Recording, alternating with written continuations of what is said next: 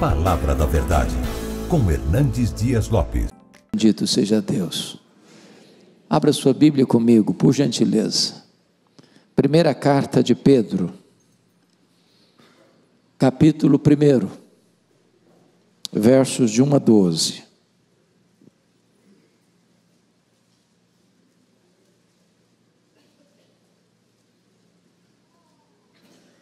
Primeira carta de Pedro, capítulo 1, versos de 1 a 12. Mantenha sua Bíblia aberta depois nessa passagem, por favor. Pedro, apóstolo de Jesus Cristo, aos eleitos que são forasteiros da dispersão no Ponto, Galácia, Capadócia, Ásia e Bitínia, eleitos segundo a presciência de Deus Pai, em santificação do Espírito, para a obediência e a aspersão do sangue de Jesus Cristo, graça e paz vos sejam multiplicadas. Bendito Deus e Pai de nosso Senhor Jesus Cristo, que segundo a sua muita misericórdia, nos regenerou para uma viva esperança, mediante a ressurreição de Jesus Cristo dentre os mortos, para uma herança incorruptível, sem mácula, imarcessível, reservada nos céus para vós outros, que sois guardados pelo poder de Deus, mediante a fé, para a salvação preparada para revelar-se no último tempo. Nisso exultais, embora no presente, por breve tempo, se necessário, sejais contristados por várias provações, para que, uma vez confirmado o valor da vossa fé, muito mais preciosa do que o ouro perecível, mesmo apurado por fogo, redunde em louvor, glória e honra na revelação de Jesus Cristo, a quem, não havendo visto, amais, no qual, não vendo agora, mas crendo, exultais, com uma alegria indizível e cheia de glória, obtendo o fim da vossa fé, a salvação da vossa alma. Foi a respeito dessa salvação que os profetas indagaram e inquiriram, os quais profetizaram acerca da graça a vós outros destinada, investigando atentamente qual a ocasião ou quais as circunstâncias oportunas indicadas pelo Espírito de Cristo, que neles estava, ao dar de antemão testemunho sobre os sofrimentos referentes a Cristo e sobre as glórias que os seguiriam. A eles foi revelado que, não para si mesmos, mas para vós outros, ministravam as coisas que agora vos foram anunciadas por aqueles que, pelo Espírito Santo, enviado do céu, vos pregaram o Evangelho, coisas essas que anjos anelam perscrutar. Amém? Meus amados irmãos, quem está mandando esta carta é o apóstolo Pedro. Este homem que foi um pescador e foi chamado por Jesus para ser um pescador de homens, um discípulo, um apóstolo e o líder deles. Ele não se auto-intitulou apóstolo, ele foi nomeado, escolhido pelo próprio Senhor Jesus para ser apóstolo. Ele é apóstolo de Jesus Cristo. E ele define aqui para quem ele está mandando esta carta. E notem comigo que os destinatários desta carta são descritos de 3 maneiras, no verso 1, quando ele diz, aos eleitos que são forasteiros da dispersão. Em outras palavras, Pedro está definindo seus destinatários espiritualmente. Eles são eleitos de Deus, são escolhidos de Deus. Que privilégio, você e eu também sermos escolhidos de Deus, eleitos de Deus, eleitos desde a fundação do mundo, antes dos tempos eternos, eleitos em Cristo, eleitos para sermos santos e irrepreensíveis perante Ele, eleitos pela fé na verdade e santificação do Espírito, eleitos para praticarmos boas obras. Não fomos nós quem escolhemos a Ele, foi Ele quem nos escolheu. Ele não passou a nos amar porque nós o amamos primeiro, Ele nos amou primeiro. Se você está aqui nessa noite, se você é um crente, você é um eleito de Deus. Mas Ele define os seus destinatários não apenas espiritualmente, mas também socialmente. Diz o texto, eles são forasteiros. Em outras palavras, eles são peregrinos. Eles não têm casa permanente aqui. Eles não têm pátria permanente aqui. Eles não são daqui. Oh, irmãos, que verdade bendita a nosso respeito. Nós nascemos de cima. Em cima está a nossa origem. E para cima está o nosso destino. Nós vamos para lá. A nossa casa não é aqui. A nossa pátria não é aqui. A nossa pátria é o céu. Aqui nós estamos de passagem, não temos raízes profundas aqui, não nos encantemos com as coisas daqui, busquemos as coisas lá do alto onde Cristo vive, porque é para lá que vamos. Aqui somos forasteiros. Mas notem que Ele também define os seus destinatários, não só espiritualmente, não apenas socialmente, mas também politicamente. Está escrito, forasteiros da dispersão. E o que significa isso? Os irmãos que estão recebendo esta carta, são irmãos que estão debaixo de uma amarga perseguição. Gente que foi arrancada da sua terra, gente que foi tirada da sua cidade, gente que foi arrancada da sua casa, gente que perambula pelo mundo, porque foi vítima de uma amarga perseguição. Se vocês notarem com mais vagar, a primeira carta de Pedro é a carta do sofrimento. Pedro escreve essa carta já quando a perseguição tinha começado contra a igreja cristã. Primeiramente, pelas mãos dos próprios judeus, desde o martírio de Estevão, que a igreja começa a ser perseguida, e se vocês perceberem, grande parte dessa perseguição vai até o ano 64, os judeus estão perseguindo os cristãos. A partir do ano 64, os romanos começam a perseguir os cristãos. E os cristãos estão enfrentando o fogo da perseguição.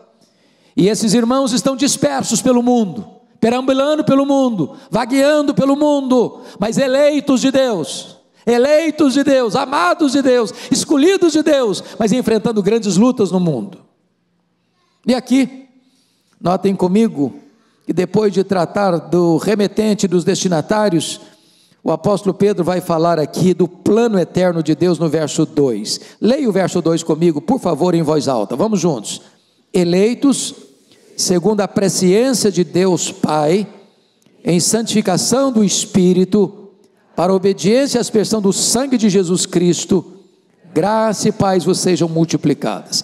Notem comigo que Pedro começa a introduzir a gloriosa verdade da nossa salvação, para dizer que a nossa salvação é uma obra do Pai, é uma obra do Filho e uma obra do Espírito Santo. A Trindade está envolvida na sua, na minha, na nossa salvação. Primeiramente, o Pai escolhe mediante a sua presciência. Entendamos isso. Isso não significa que Deus previu que eu ia crer em Jesus e por isso Ele me escolheu. Não, não é assim. Deus não escolheu você porque você creu em Jesus. Atos 13, 48 diz: todos quantos foram destinados para a vida eterna creram. Ou seja, a fé não é a causa da eleição, a fé é consequência da eleição. Porque Deus escolheu você, você creu.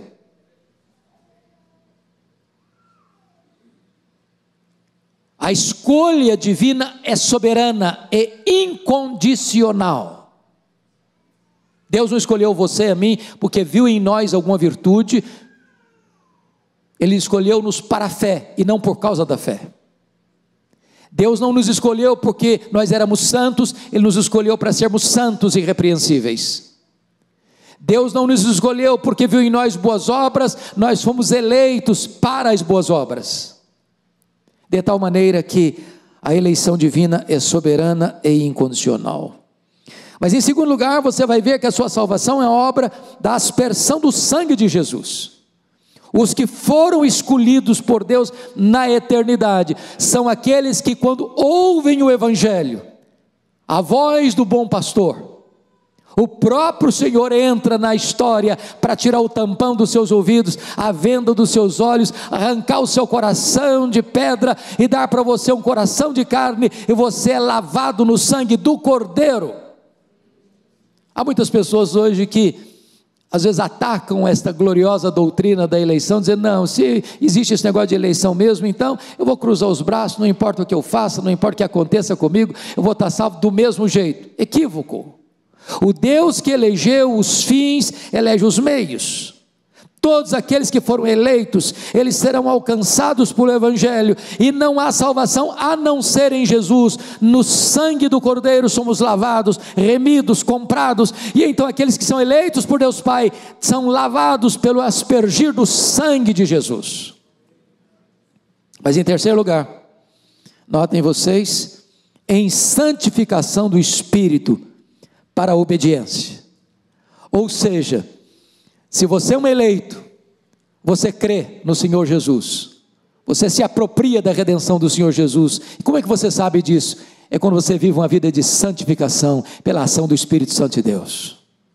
Ninguém pode se apresentar como eleito de Deus, a menos que creia no Senhor Jesus, e a menos que esteja sendo santificado pelo Espírito Santo de Deus.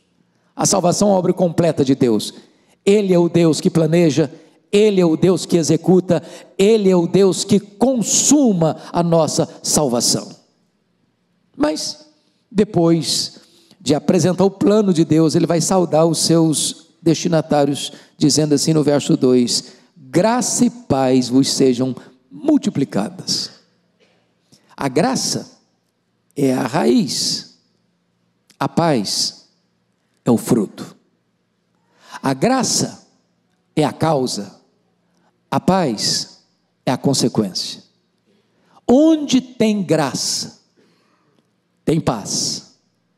E onde tem paz, é porque houve a graça.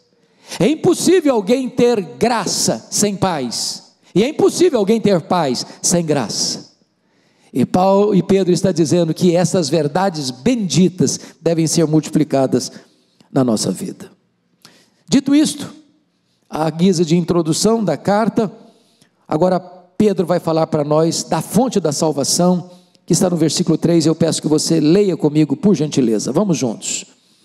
Bendito o Deus e Pai de nosso Senhor Jesus Cristo, que segundo a sua muita misericórdia, nos regenerou para uma viva esperança, mediante de Jesus Cristo, dentre os mortos. Qual é a fonte da nossa salvação? Está escrito, bendito o Deus e Pai de nosso Senhor Jesus Cristo. Ele começa com uma doxologia, ele começa exaltando a Deus. Então salvação não é uma conquista nossa, salvação não é uma medalha de honra ou mérito, salvação não é um troféu que você conquista com o seu esforço, salvação também não é uma parceria entre você e Deus, que a gente chama de sinergia, ou sinergismo, onde você faz uma parte e Deus faz outra parte. Não, salvação é uma obra monergística de Deus, ou seja, é uma obra especial, específica, soberana e exclusiva de Deus. Eu recebo a salvação, mas a salvação é uma obra de Deus, e Ele está exaltando a Deus, glorificando a Deus por esta verdade bendita. Ô irmãos, isso é tão maravilhoso entender. porque se dependesse de mim, eu jamais seria salvo. Se dependesse de você, você jamais seria salvo. A Bíblia diz que nós estávamos mortos nos nossos delitos e pecados. Um morto não escolhe nada, um morto não sente nada, um morto não toma decisão nenhuma. Um morto ou recebe vida ou não tem esperança para ele.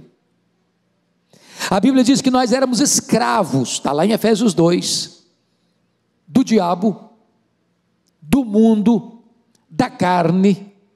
Nós estávamos não só depravados, mas nós estávamos condenados, filhos da ira. Então, a iniciativa é de Deus, o trabalho é de Deus, a glória pertence a Deus. Deus é a própria fonte da nossa salvação. Mas agora vejamos a natureza dessa salvação, no verso 3 ainda. Segundo a sua muita misericórdia, Ele nos regenerou para uma viva esperança. E a primeira verdade que tem aqui é que Deus nos regenerou. Deus nos gerou de novo. Quando você passou a existir, e você passou a existir no dia da sua concepção, ali que não se podia ver a olho nu, era você. Depois, eu fiquei muito emocionado, pastor Ival, quando eu acompanhei a Renata, no primeiro ultrassom que ela fez, e eu vi um pontinho, do tamanho da cabeça de um alfinete. Era o Bento. E eu chorei muito quando eu vi aquele pontinho, porque eu disse, ali estava o meu neto.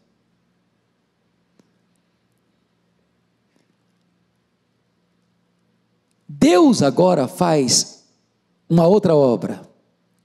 Agora Ele faz de você um novo ser. Você é gerado de novo. Você é concebido de novo. Não fisicamente, mas espiritualmente. Você foi regenerado. Quando você foi gerado no ventre da sua mãe, você não tinha consciência disso, você não participou disso, você não tinha nenhum esforço para contribuir para isso, você foi 100% passivo. Assim é a regeneração do Espírito Santo. Você nem consciência tem. Uma hora você ouve o Evangelho, eu não conheço, a experiência varia, às vezes é um sermão, às vezes é um hino, às vezes é uma leitura da Bíblia, às vezes é um livro, às vezes é uma música, às vezes é um folheto pegado no chão, e de repente você pega, ou você ouve, você toca, e o Espírito Santo vem e abre os seus olhos espirituais, e muda o seu coração, e muda as disposições íntimas da sua alma, e você é regenerado. Louvado seja o Senhor. Regenera para quê? Está escrito, para uma viva esperança.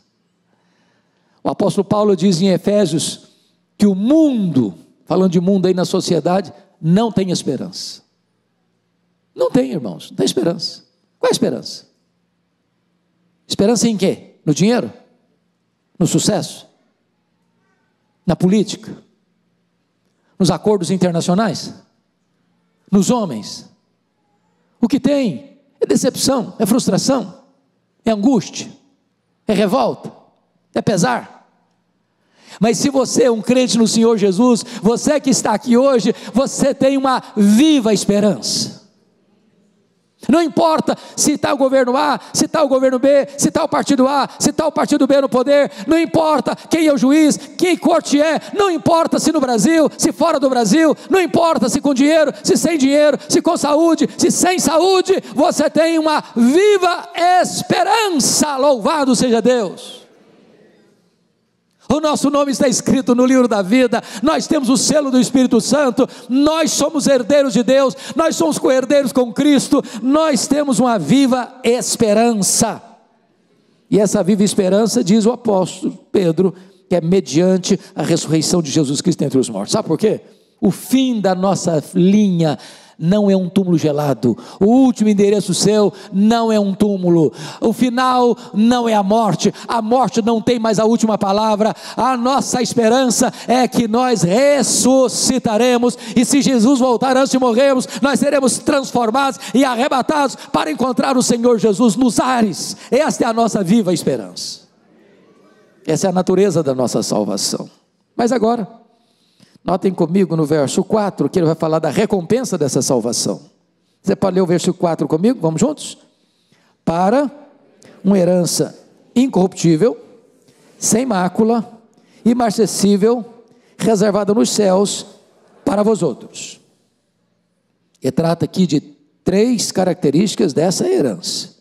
Primeiro, ela é incorruptível, não fica velha, não fica desatualizada. Segundo, ela é imaculada, não tem mácula, não tem mancha, não tem sujeira nela. Terceiro, ela é imarcessível, ela não murcha nunca, sempre esplendorosa. Reservada na terra? Reservada dinheiro no banco? Reservada em fazendas e propriedades, em apartamentos e casas? Não, reservada nos céus para vós outros. Você é riquíssimo. O que você tem, o dinheiro todo do mundo não pode comprar. O homem mais rico deste mundo, se não tem Jesus, ele só tem dinheiro. E no dia que ele morrer, ele não leva 1 centavo. 1 centavo. O máximo que o dinheiro pode dar para ele é um caixão de cedro, e nada mais. Até a roupa que ele vai vestir, ele não vai conseguir escolher, outro vai ter que escolher por ele. Mas se você tem Jesus, você tem uma herança que nunca vai acabar, pura, limpa, que nunca vai murchar. Louvado seja Deus. Você tem uma linda e gloriosa recompensa. Então levanta a cabeça, para de ficar olhando para baixo, para de achar que você é um Zé Ninguém, para de pensar que você não tem valor, que você não tem sentido para viver. Você é muito abençoado, você é muito bem-aventurado, você é herdeiro de Deus e co-herdeiro com Cristo. Quarto lugar, a segurança dessa salvação. Olha comigo o versículo 5. Que sois guardados pelo poder de Deus, mediante a fé, para a salvação preparada para revelar-se no último tempo. Oh, meus amados irmãos, vamos entender algo precioso aqui. Tem gente que ainda tem dificuldade de acreditar que ele possa ter segurança da salvação. Sabe por quê que essas pessoas têm dificuldade? Porque elas pensam que a segurança da salvação delas depende delas. Na minha juventude de adolescência, quando eu fiz a minha pública profissão de fé, havia um cântico espiritual que era cantado em todas as igrejas. E a música é bonita, mas a teologia não é boa. E a música é: segura na mão de Deus e vai. Porque quando eu seguro, eu corro o risco de fraquejar e abrir a mão e cair.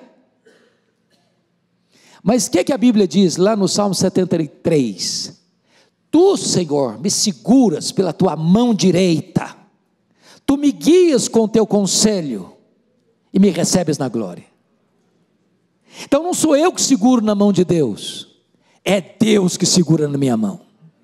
E a mão de Deus não treme, a mão de Deus não vacila. Quem dá a garantia da salvação é o próprio Deus. Então você que foi eleito, você que creu, você que foi justificado, você que foi selado, você que tem seu nome escrito no livro da vida, você que é nova criatura, você que é herdeiro de Deus, você que é co-herdeiro com Cristo, a sua salvação está assegurada e assegurada por Deus. Como é que você apropria disso? O que está escrito? Mediante a fé. Você tem que crer. Sabe o que significa isso? Deus é confiável. Deus é digno de inteira confiança. Se a palavra está dizendo que você está firme, guardado pelo poder de Deus, você está guardado pelo poder de Deus, pronto. Mas notem, que essa salvação será consumada quando? Para a salvação preparada para revelar-se no último tempo. Então vamos entender isso aqui, meus irmãos. Com respeito à nossa salvação, tem três estágios. Nós podemos afirmar, primeiro, que nós já fomos salvos. Está correto. Nós podemos afirmar que nós estamos sendo salvos. Também está correto. Nós podemos afirmar que nós seremos salvos, também está correto, e eu explico. Com respeito à justificação, nós já fomos salvos. Com respeito à santificação, nós estamos sendo salvos. Com respeito à glorificação, nós seremos salvos. Com respeito à justificação, nós já fomos salvos da condenação do pecado. Com respeito à santificação, nós estamos sendo salvos do poder do pecado. Mas com respeito à glorificação, nós seremos salvos da presença do pecado. Então, você percebe que esta salvação que hoje você tem, e tem segurança e se apropria pela fé, quando Jesus se manifestar na sua gloriosa vinda, então essa salvação será plenamente, absolutamente demonstrada com todo o seu fulgor, com toda a sua glória, quando nós teremos um corpo semelhante ao corpo da glória do Senhor Jesus. Louvado seja Deus. Mas agora, em quinto lugar, o apóstolo Pedro vai tratar da alegria dessa salvação, porque, irmãos queridos, o tema desse culto hoje é consolo, não é verdade? Consolo. Porque às vezes você pode estar vivendo com tantos privilégios e triste. Não combina um crente, irmãos, cara comprida, parece que chupou limão o dia inteiro, cara amarrada, cara não dá um sorriso nem por brincadeira. Crente é feliz, tem luta, tem perseguição, ele é forasteiro, ele está na dispersão, tem o fogo da prova, mas ele é feliz. A alegria da salvação. Então vamos olhar aqui algumas coisas importantes no texto. Versículo 6. Quem pode ler o 6 comigo aí? Vamos juntos? Nisso exultais, embora no presente, por breve tempo, se necessário, sejais contristados por várias provações. Nisso que exultais, na demonstração máxima dessa salvação na segunda vinda. Então olha para frente e exulte. Olhe para aquilo que você vai ser e se alegre. Agora, diz ele, embora no presente, agora hoje, por breve tempo, se necessário, tem hora que é necessário, ser provado. As provas, não é porque Deus não gosta de você, as provas são para Deus desmamar você do mundo. As provas não são para destruir você, as provas são para tonificar as musculaturas da sua alma. As provas não são para machucar você, as provas são para você ser aprovado. Então, notem comigo algumas coisas dessas provas. Primeiro, as provações são pedagógicas. Ele diz, se necessário. Tem hora que não é necessário, Deus dá uma folga para você. Mas tem hora que Deus, meu filho, eu vou ter que apertar um pouco o calor, vai doer um cadinho, mas fique tranquilo, eu estou no controle. Você está precisando. Então eu vou provar você. É o quê? Pedagógico.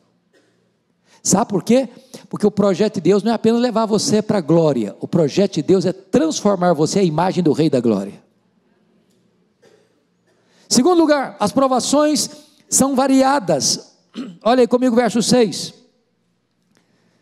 Nisto exultais, embora no presente, por breve tempo, se necessário, sejais contristados por várias provações. E essa palavra várias aqui é lindíssima no grego, é a palavra poikilos, de onde vem a nossa palavra portuguesa policromático, de diversas cores. O que ele está dizendo é que Deus tem um arsenal de provas, e às vezes a prova é leve, às vezes a prova é mediana, às vezes a prova é pesada. Tem prova rosa claro, igual o esmalte de noiva, tem prova rosa choque, tem prova cinza escuro, e tem prova tenebrosa. Eu não sei qual delas você está passando não, mas talvez você esteja passando por uma.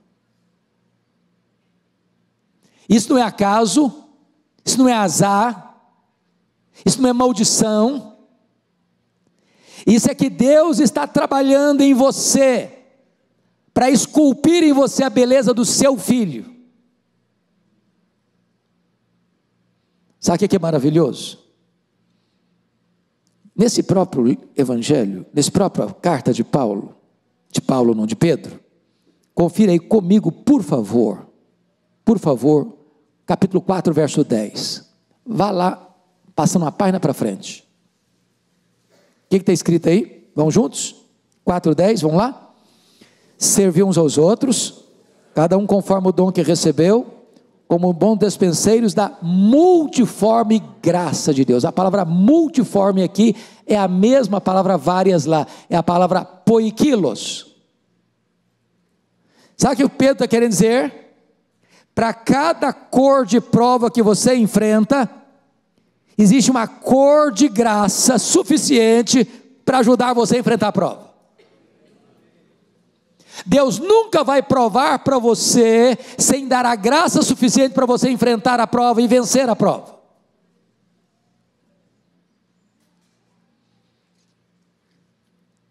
Agora notem, voltando lá para o capítulo 1, versículo 6. Esta prova, ela será também dolorosa. Não tem romantismo não. Tem não. Nisto exultais, embora no presente, por breve tempo, se necessário, sejais o quê? Contristados. Ô, irmão, o fato de ser crente não significa que você deixou de ser humano, não. Ninguém enfrenta uma prova e sai pulando de alegria. Louvado seja Deus, eu estou sendo provado. Que delícia! Não é assim que a gente reage, não. Contristado. A palavra é tão pesada, que essa palavra foi a mesma daquela angústia de Jesus no Getsemane. A minha alma está profundamente triste até a morte. É a mesma palavra. É a mesma palavra do capítulo 4, versículo 13, quando um crente chora por um ente querido que morre. Tem angústias que são pesadas, e somos o quê? Contristados.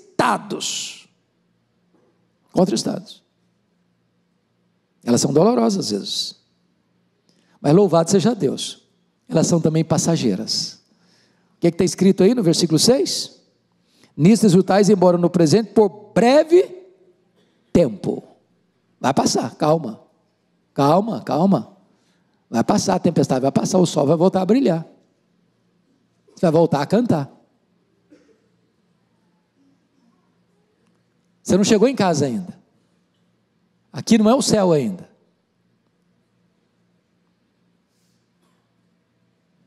Mas louvado seja Deus, irmãos. As provações têm um propósito. Porque elas são proveitosas. É o versículo 7. Leia comigo o verso 7, por favor.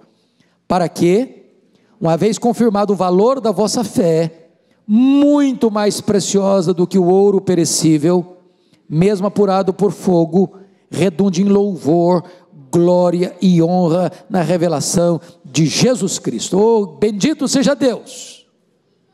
Bendito seja Deus! A sua fé, o valor dela é confirmado, porque ela é mais preciosa que o ouro perecível apurado por fogo. A ideia é esta: quando Deus prova você, o que vai queimar no fogo da prova são as escórias. O ouro, que é a fé, fica mais limpa, mais pura, mais nobre, mais cara, mais bela, mais útil. Nenhum ourives responsável que trabalha com joias, ao lançar o metal no fogo, no cadinho, disse: eu não gosto desse ouro, vou punir esse ouro, eu não gosto que esse ouro seja assim, então vou jogá-lo no fogo. Não, quando ele joga no fogo, é porque ele ama o ouro, porque ele precisa do ouro, e ele precisa de um ouro puro, bom, bonito, perfeito, para ser usado.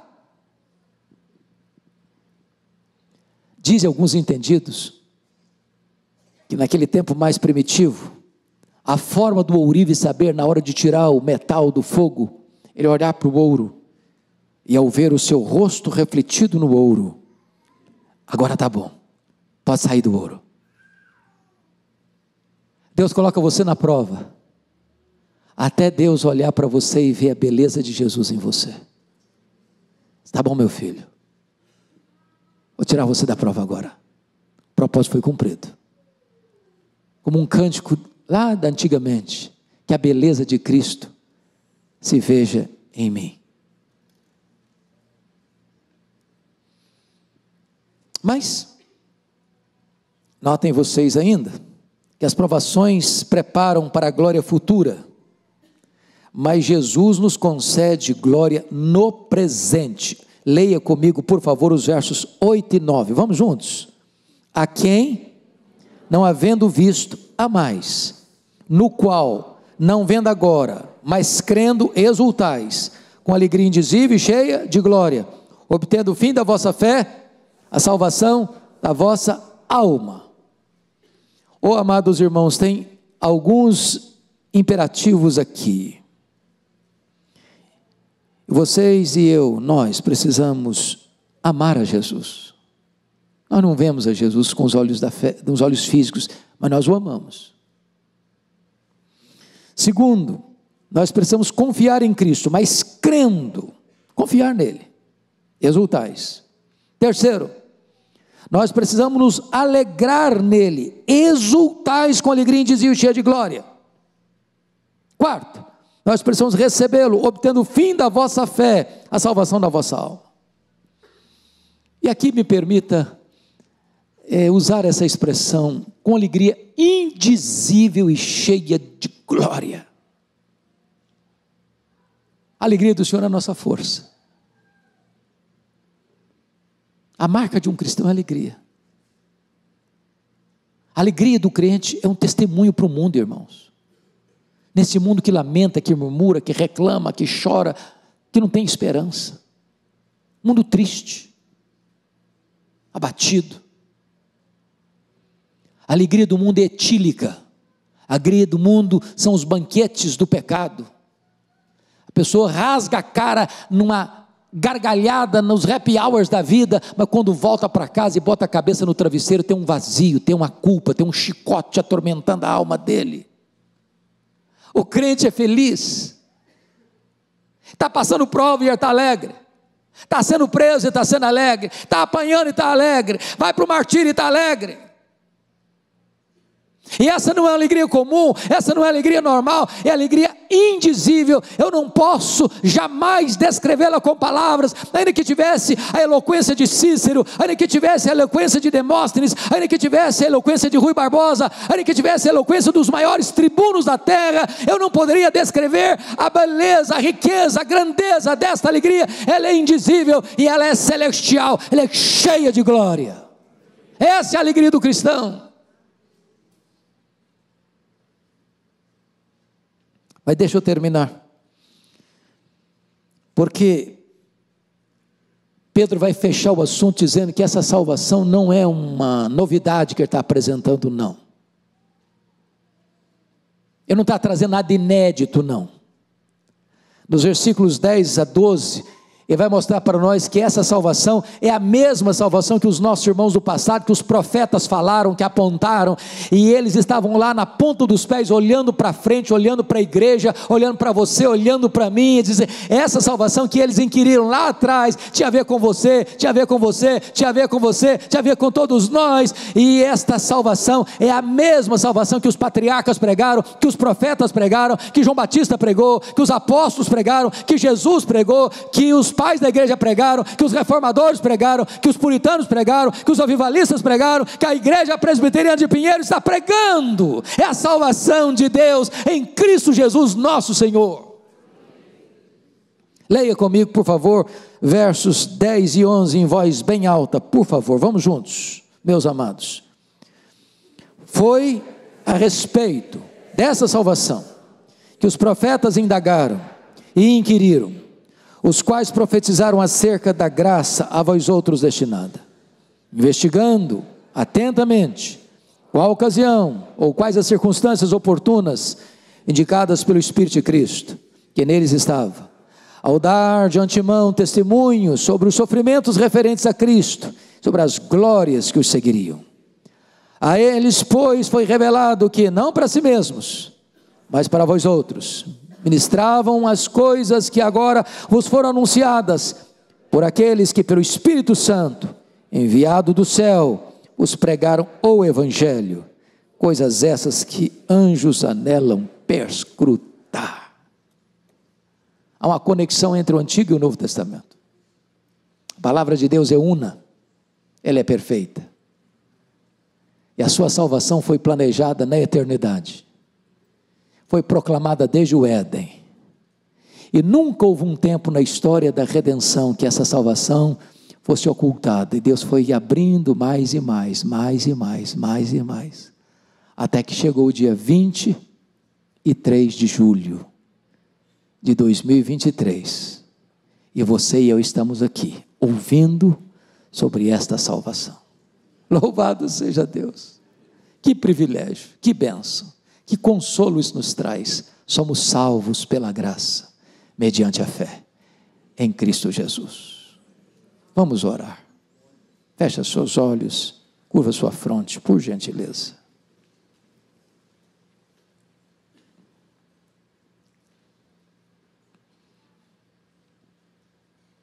Jesus está aqui. Ele anda no meio dos candeeiros, Ele anda no meio da sua igreja. Se você hoje entrou aqui, mas você ainda não tinha recebido esta salvação, tão grande salvação, hoje pode ser a noite mais importante da sua história. Você pode se render a Jesus e crer nele como seu Salvador pessoal.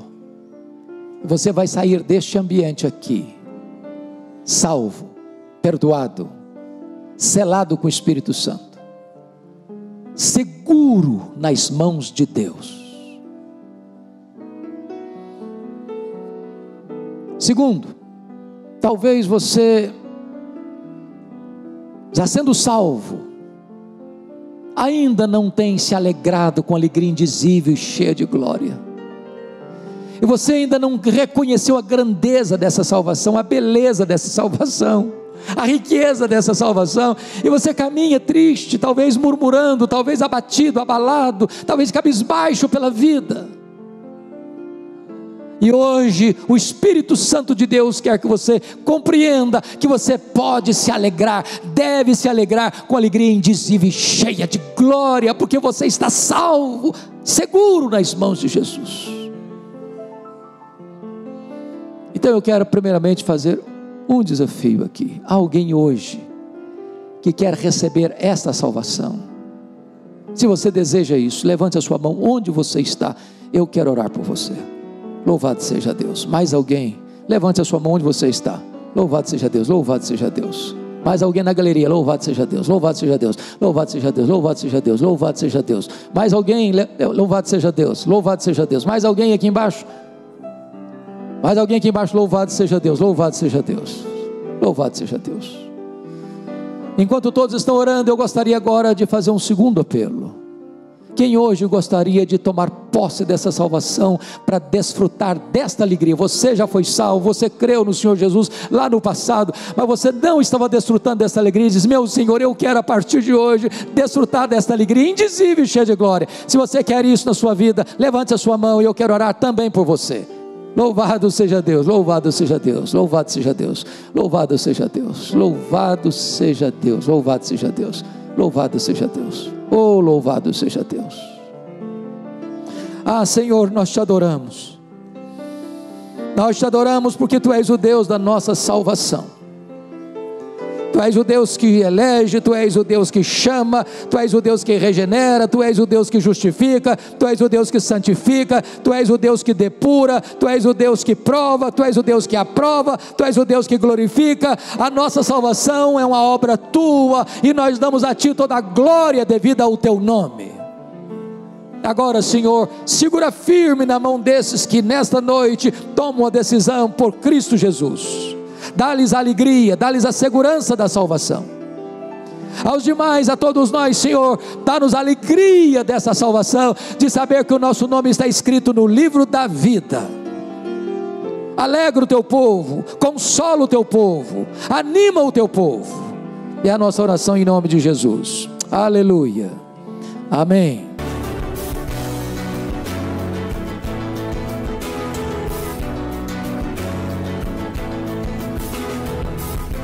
Palavra da Verdade, com Hernandes Dias Lopes.